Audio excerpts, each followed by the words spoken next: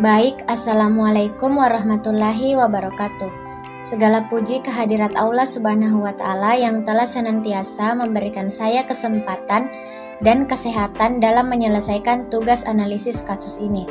Adapun tujuan dari tugas ini adalah untuk memenuhi tugas mata kuliah pendidikan peserta didik.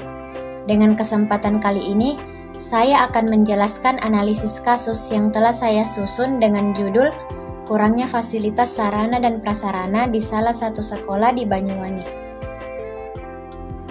Baik, sebelum itu pertama-tama perkenalkan nama saya Sabana Marwah dengan NIM 2102085010116 dari kelas PKK 01. Di sini saya akan menjelaskan dan memaparkan materi yang sudah saya siapkan untuk memenuhi tugas dari Ibu Dr. Syamsida MPD selaku dosen pengampu pada mata kuliah pendidikan peserta didik. Baik, saya akan memulai dengan pembahasan pertama. Secara etimologis atau bahasa, prasarana itu berarti alat tidak langsung untuk mencapai tujuan dalam pendidikan. Misalnya lokasi atau tempat, bangunan sekolah, lapangan olahraga, uang, dan sebagainya. Sedangkan sarana berarti alat langsung untuk mencapai tujuan pendidikan. Misalnya, ruang, buku, perpustakaan, laboratorium, dan sebagainya. Sarana dan prasarana pendidikan berperan langsung dalam proses pembelajaran di kelas, sehingga berfungsi untuk memperlancar dan mempermudah proses transfer ilmu dari pendidik kepada peserta didik.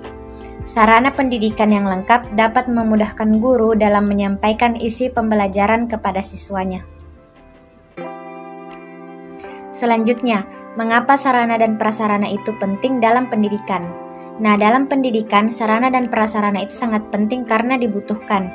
Sarana dan prasarana pendidikan dapat berguna untuk menunjang penyelenggaraan proses belajar mengajar, baik secara langsung maupun tidak langsung dalam suatu lembaga dalam rangka mencapai tujuan pendidikan. Mengingat pentingnya sarana dan prasarana dalam kegiatan pembelajaran, maka peserta didik, guru, dan sekolah akan terkait secara langsung. Peserta didik akan lebih terbantu dengan dukungan sarana dan prasarana pembelajaran. Tidak semua peserta didik mempunyai tingkat kecerdasan yang bagus, sehingga penggunaan sarana prasarana pembelajaran akan membantu peserta didik, khususnya yang memiliki kelemahan dalam mengikuti kegiatan pembelajaran. Bagi guru akan terbantu dengan dukungan fasilitas sarana dan prasarana. Kegiatan pembelajaran juga akan lebih variatif, menarik, dan bermakna. Sedangkan sekolah berkewajiban sebagai pihak yang paling bertanggung jawab terhadap pengelolaan seluruh kegiatan yang diselenggarakan. Selain menyediakan, sekolah juga menjaga dan memelihara sarana dan prasarana yang telah dimiliki. Yang ketiga, penyebab kurangnya sarana dan prasarana pendidikan. Salah satu faktor yang mempengaruhi sarana dan prasarana pendidikan yang kurang merata di sekolah adalah kurangnya koordinasi antara pemerintah pusat dan pemerintah daerah. Terkadang proses pengawasan dan pengontrolan pendidikan yang dilakukan oleh pemerintah pusat tidak menjangkau daerah-daerah pedalaman atau terpencil.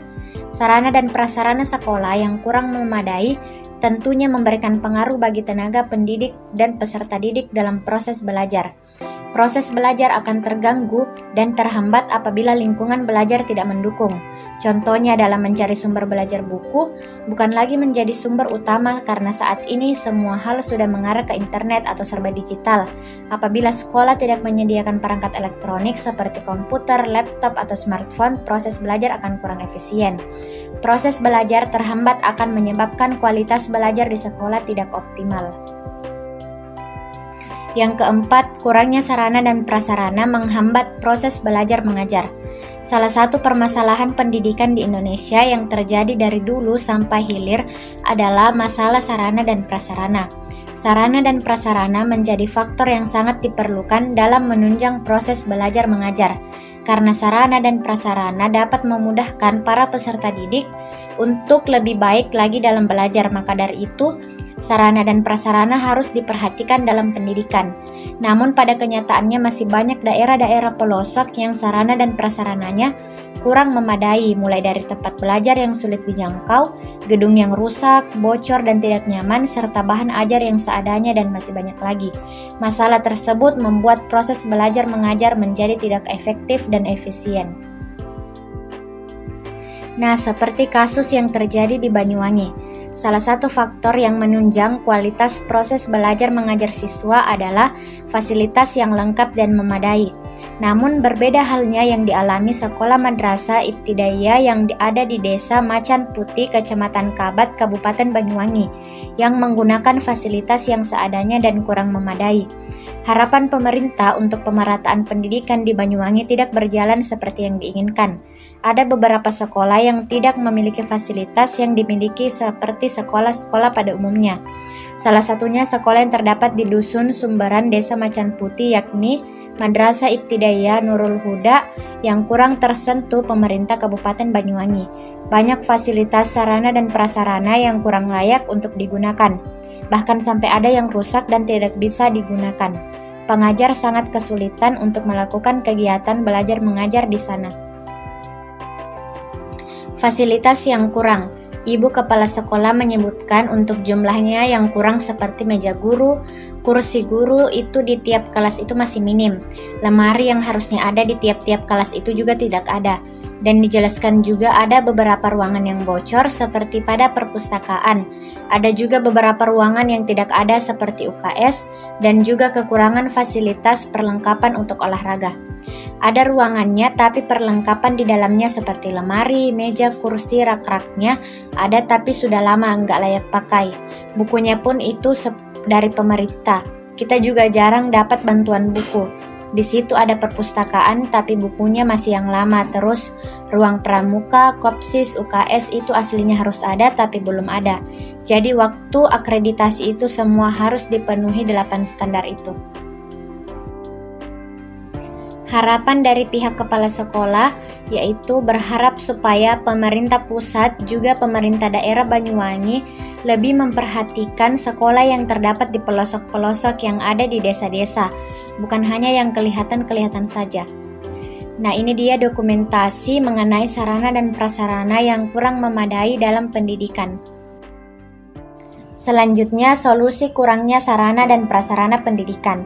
Nah, bagaimana cara mengatasinya? Yang pertama yaitu kita sebagai penggerak pendidikan harus mempunyai niat dalam memenuhi sebuah sarana dan prasarana demi pendidikan generasi selanjutnya. Maka kita juga harus mau berkorban demi kepentingan pendidikan yang akan kita miliki. Kedua, membuat surat pemenuhan sarana prasarana pendidikan kepada pemerintah agar kita dapat diberikan sarana dan prasarana yang layak dan lebih terjamin ke depannya dengan adanya bantuan dari pemerintah. Ketiga, guru harus mencari cara alternatif lain untuk melakukan pembelajaran dengan memperhitungkan atau mengubah metode belajar dengan di luar ruangan, bisa disebut dengan lebih mengarahkan siswa untuk belajar di luar dalam berdiskusi bersama. Yang keempat, guru juga harus lebih kreatif dalam mengambil cara lain dalam melakukan pembelajaran dan memperbanyak praktek seperti diskusi dalam kelompok dengan keterbatasan sarana atau menggunakan cara belajar dengan bermain demi keberlangsungan pendidikan. Dengan itu juga siswa akan lebih mengerti dan lebih memahami keadaan sehingga ia lebih semangat dalam melakukan proses pembelajaran. Selanjutnya, kesimpulan.